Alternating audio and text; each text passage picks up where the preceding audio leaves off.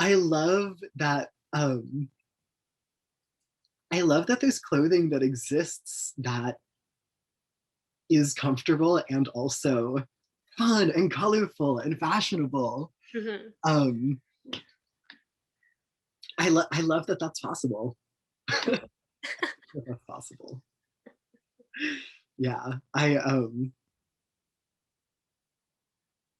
I feel like I got a lot of messaging in my life about how, you know, clothing can either be like it's sustainable or it's comfortable or it fits a wide variety of people, or, you know, and I am so delighted that there's now You can have all those you things. can have all of those things for like, you know, play out is one example of that, but there's like other there's so much more variety in the industry right now than there Totally. used to be. And I think that's so beautiful and wonderful. Yeah, definitely. How's your dog doing? She, here, I'll show you her right now. Ooh. Ooh. Oh, sweet, sweet. Oh my goodness. She's so funny right now. So So adorable. cute. So adorable. Wow. Mm, wow.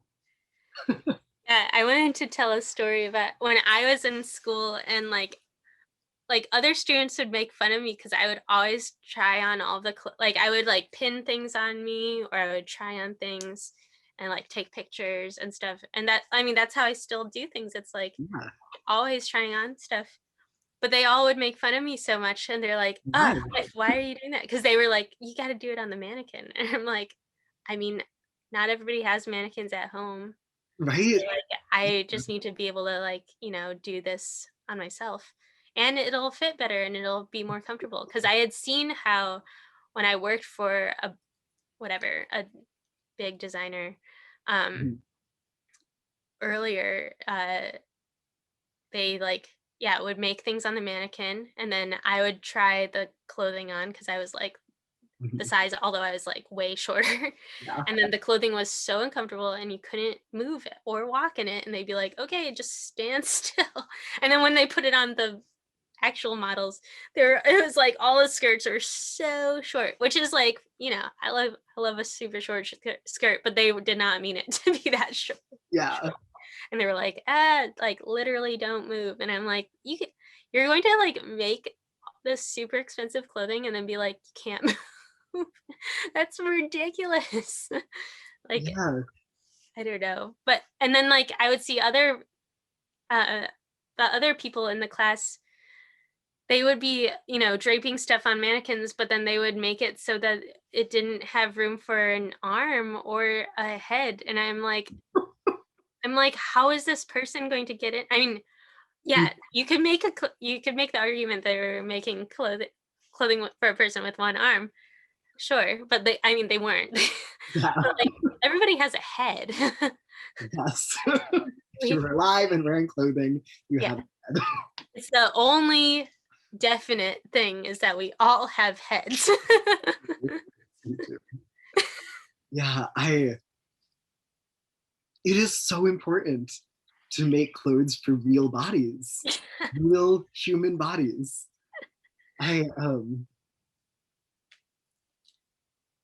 yeah, I also when I was in school I would be trying things on that I made a lot of the time. Um and it was interesting like displaying them Yeah, because for like critiques and stuff because your dog's so cute. Um because funny right just now. displaying them for the critiques I would have to like put them on a mannequin.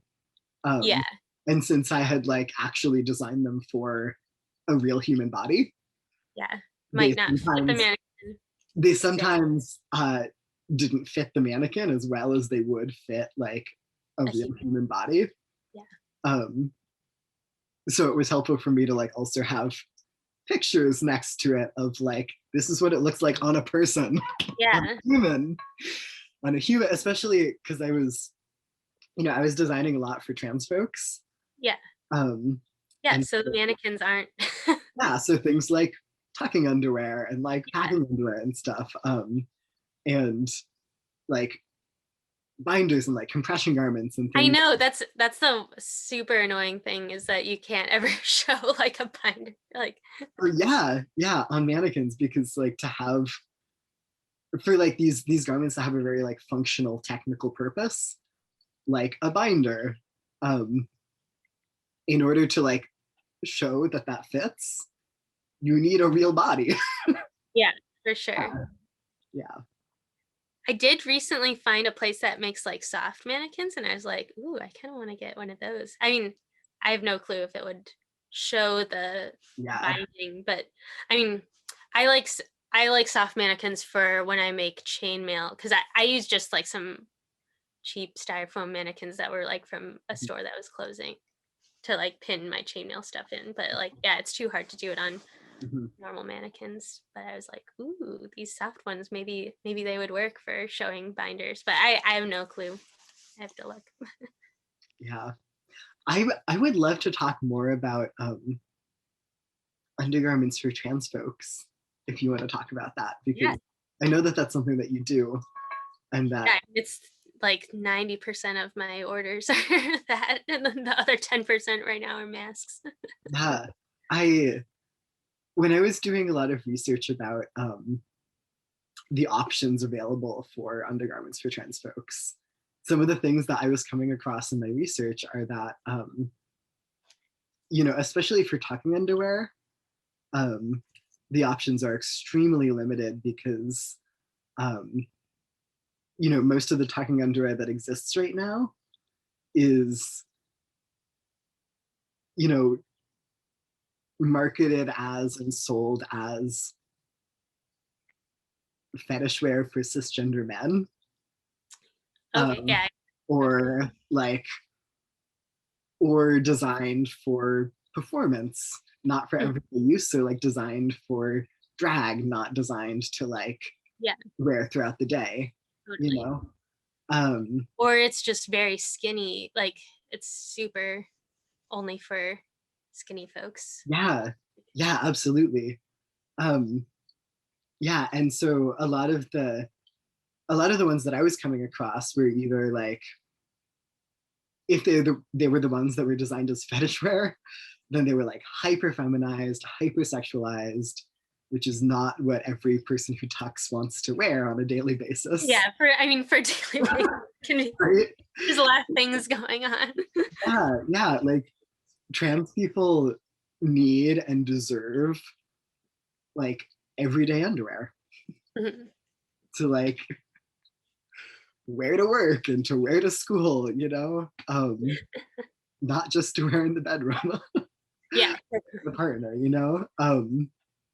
and the fact that like almost all of it was designed for performance, not for everyday use, yeah, because totally. it's like unsafe and uncomfortable to wear all day long. Yeah, It can actually cause like some pretty serious health issues I if know. Yeah, I was in an article for Playboy that where they talked about me and another designer, but the writer was like, "Oh, sometimes I've made myself bleed," and I'm like, I didn't. What like I've never my tucking undies, everybody is always like, these are the most comfortable. And I'm like, I feel like I made them very simply. I don't feel like I did anything that wild. I mean, I just used Power Net and Mhm. then I just made a underwear pattern that had like a slightly wider crotch. And then Yeah. like, I don't know, it just compresses, but like doesn't Mhm. injure you when that's Yeah. scared away. Yeah. I don't understand how that can happen. Like, what are the people doing? Yeah. I when I was making tucking underwear in school, and I was like working with a lot of people who were testing out the garments that I was making, and talking with people about what they were like doing currently for that. Um, like almost all of them, like were not wearing underwear that was designed for tucking, because there Yeah, aren't good options out there, totally. like a wide variety of them, you know? And Yeah, so people were finding like all of these other solutions, like wearing like multiple layers of spandex, or like all yeah, these other things that were causing other issues, like being like too hot, or like um, a lot of things, a lot of things. Yeah, but it's so important to have these like necessary functional garments for all people. yeah, totally. Yeah.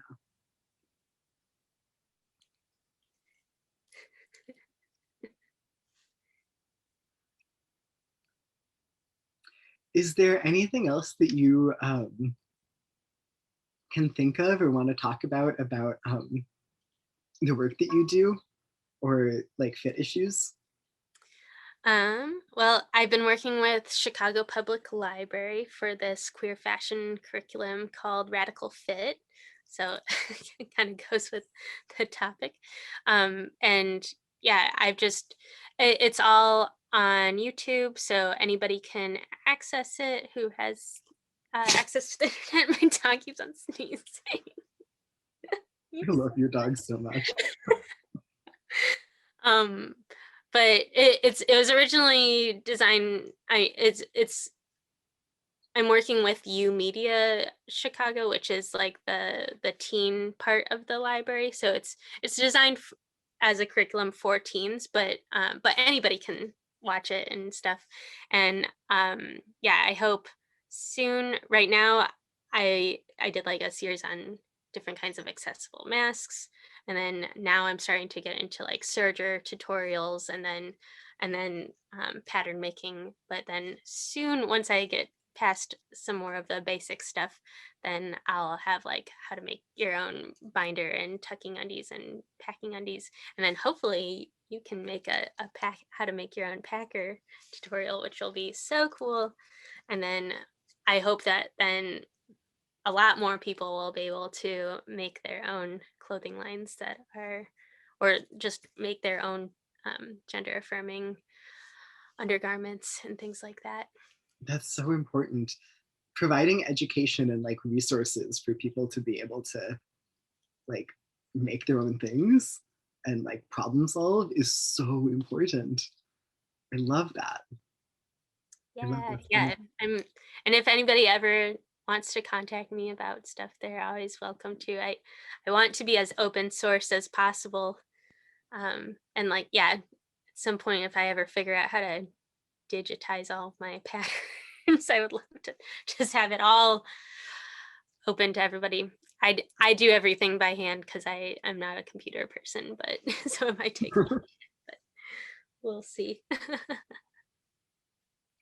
And then not connected to this, but uh or yeah, my own work. I've been working on this vaccine project, it's now called Disabled COVID Vac Oral History. So if any disabled folks who've gotten the vaccine and have any variety of reactions, positive or negative, we're collecting those stories just so that we as disabled folks can be more prepared to get the vaccine.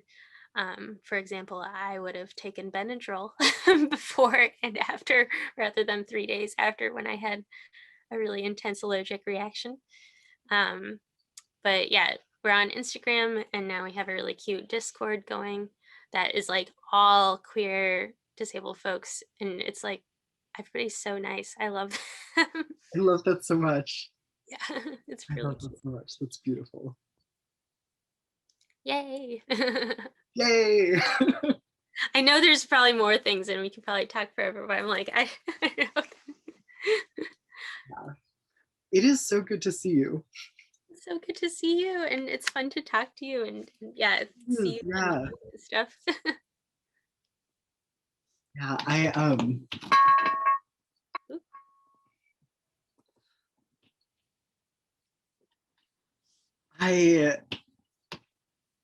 earlier today I was thinking back to that fashion show of yours that I went to see. Um Oh and yeah, which how one did you see?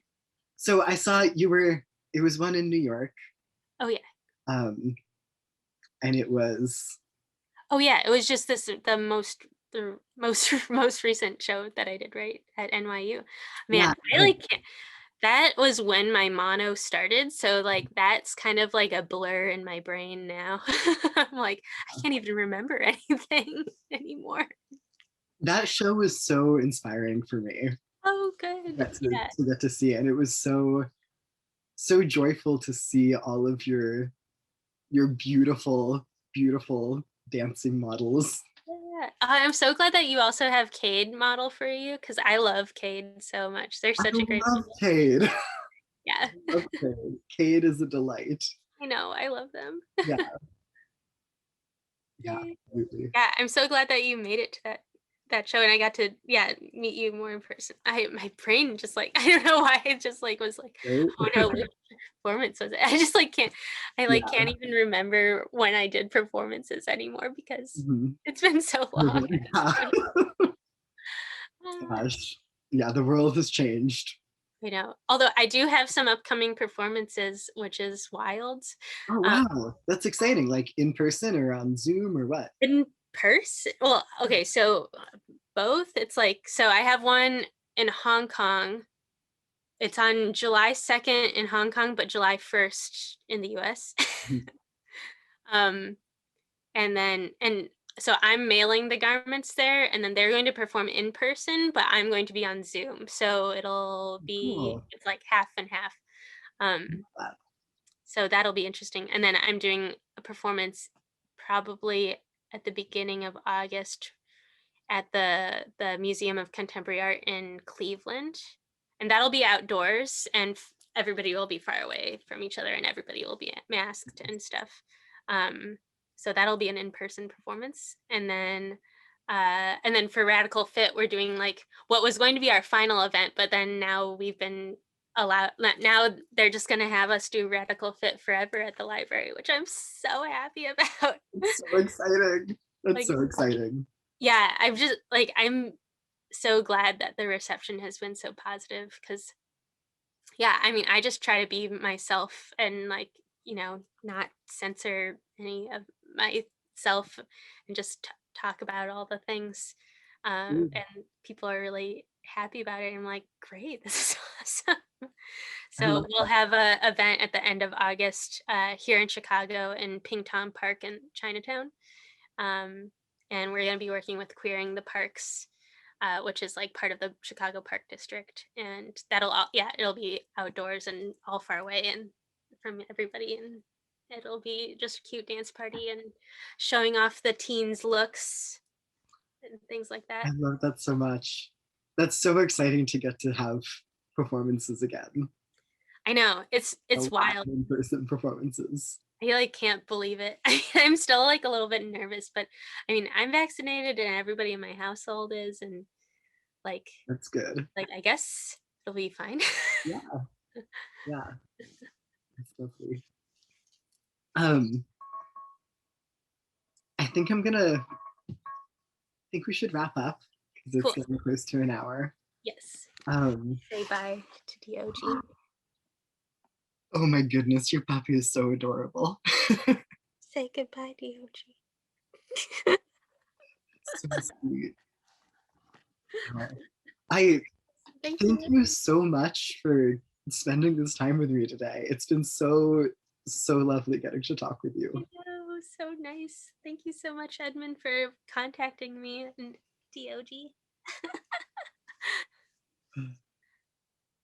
Wonderful. I hope you have a really beautiful rest of your weekend. Yeah, you too. Thank you. Bye, everyone. Bye, everyone.